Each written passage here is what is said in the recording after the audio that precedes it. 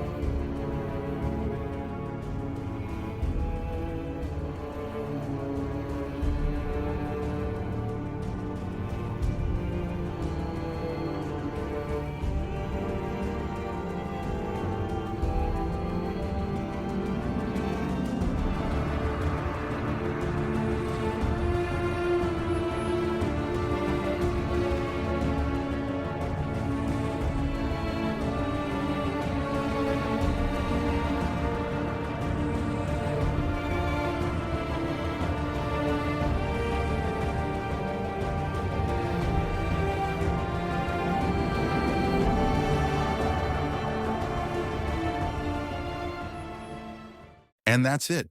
CapCut will now run smoothly in 2025. Don't forget to like, subscribe for more.